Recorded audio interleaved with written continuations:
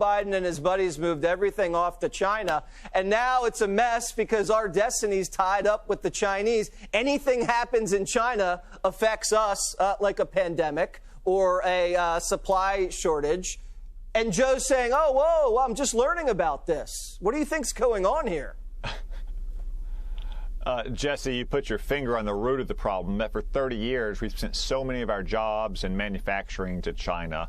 It's not easy these days to buy a piece of furniture or clothing or shoes or toys for your kids or Christmas decorations that doesn't come from China. But now that's been the case for 30 years. Joe Biden helped create that. He also helped create the short-term problem because of the inflation that our country sees due to the supply shortages, from paying people not to work, from locking down our economy.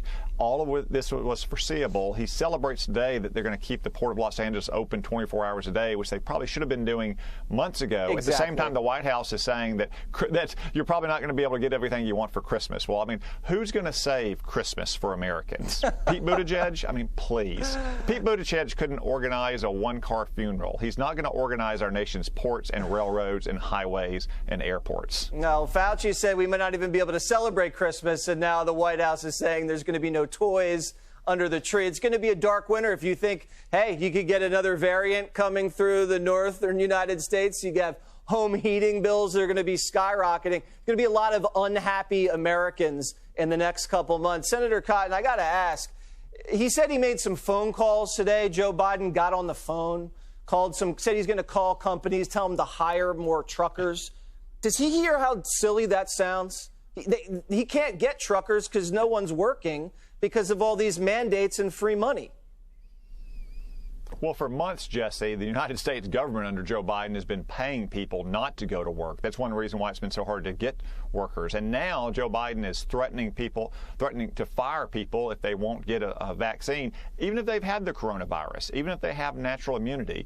And again, he's acting surprised that this shortage is happening, and he's acting like a photo op at the White House is going to solve it, that it's going to put money back in people's pockets when they're paying $3 or $4 a gallon for gas and they're paying an extra $25 a week for their groceries. I mean, I guess on the bright side, they don't have enough money to spend on Christmas toys under Joe Biden's inflation, so maybe it won't be a problem. They don't have enough toys at the shelves on the stores to buy them in the first place. Well, we talked about it at the top. This guy's never run a business. Hunter Biden is his portfolio manager. If Hunter is in charge for balancing your checkbook, I think this country has a lot of problems. You just learned the president shared a bank account. We only know of one with his son. We don't know where money was coming from, if foreign wires were coming through to Hunter and Joe had access to that account. This is the guy who's now in charge of a multi-trillion-dollar economy, and it looks like this recovery is stalled out.